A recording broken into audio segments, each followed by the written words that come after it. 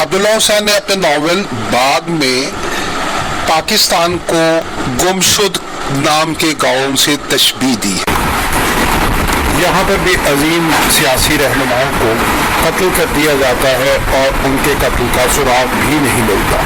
हम वो बदबख्त कौम हैं जिन्होंने अपने मोहसिनों और हीरोज़ को कभी कबूल ही नहीं किया, अगर कबूल किया भी तो सिर्फ बराए नाम।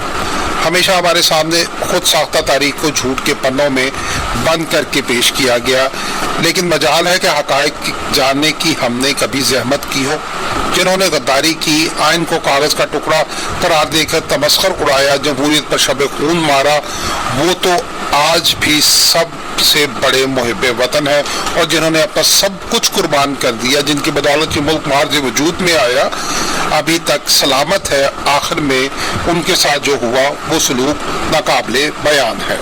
फातिमा जिन्ना की मौजूदगी में बिस्तरे मर्ग पर पड़े मोहम्मद अली जिन्ना की एम्बुलेंस का पेट्रोल ख़त्म हो जाना या इंजन की खराबी जाहिर करना, बीमारी की हालत में सड़क किनारे गर्मी और हब्स में घंटों बेयारों मददगार पड़े रहना, क्या ये महज इत्तफाक था? इससे पहले ही प्लान किया जा चुका था कि ज़ईफ़ुल उम्र कायद हब्स और गर्मी में इंतकाल कर जाए। मोहतरमा फातिमा जिन्ना ने मोहम्मद अली जिन्ना पर एक किताब माय ब्रदर यानी मेरा भाई लिखी, लेकिन इशाअत से कबल इसके चंद सफ़े ही गायब कर दिए गए। ये भी एक तलख हकीकत है कि मोहम्मद अली जिन्ना की वफ़ात के बाद मोहतरमा फातिमा जिन्ना को सियासत से दूर रखने के लिए हर किस्म के घटिया हरबे अपनाए गए। हक़ाइक़ से मालूम होता है कि उस वक्त की हुकूमत और इंतज़ामिया किसी सूरत भी नहीं चाहती थी कि फातिमा जिन्ना आज़ादी के साथ अपने ख़यालात का इजहार कर सके।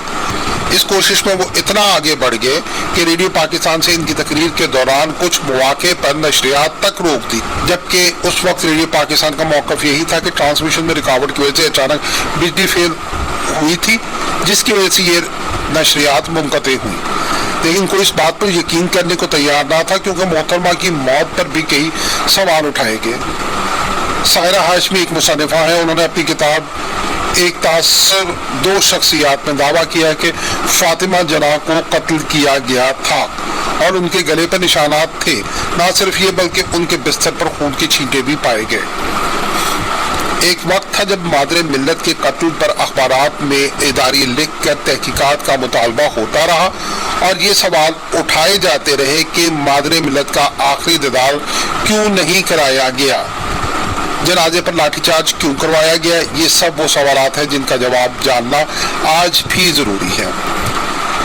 मारूफ कानूनदान शरीफुद्दीन पीरजादा ने मुशर्रफ दौर में कहा था कि वो मोहतरमा फातिमा जिन्ना के कत्ल के हवाले से 14 अगस्त को अहम इंकशाफात करेंगे, लेकिन बाद में वो भी खामोश रहे। जबकि एक इंटरव्यू में शरीफुद्दीन पीरजादा ने इंकशाफ किया था कि कायद-ए-आज़म के भांजे अकबर पीर भाई ने अयूब को दरख्वास्त दी थी, चूँकि मादरे मिल्लत को कत्ल किया गया है इसलिए इस कत्ल की तहकीकात होनी चाहिए, लेकिन अयूब खान ने कायद-ए-आज़म के भांजे की ये दरख्वास्त रद्द कर दी।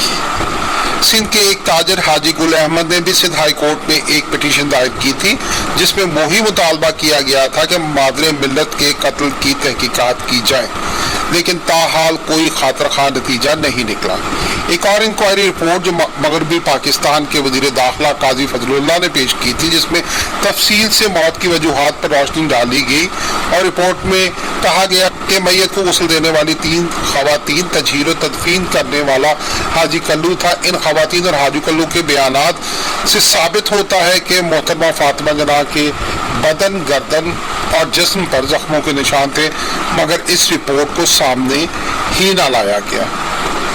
इस वक्त के अखबारात में सैकड़ों तहरीरें मौजूद हैं, लेकिन आज तक इस पर ना कोई साफ और शफाफ तहकीकात हुई और ना ही कौम को इस बारे में सच बताया गया, जिसकी वजह से ये मामला आज तक मशकूक तर बना हुआ है। सद अफसोस कि आज तक इस मामले को ज़रा बराबर भी संजीदगी से नहीं लिया गया।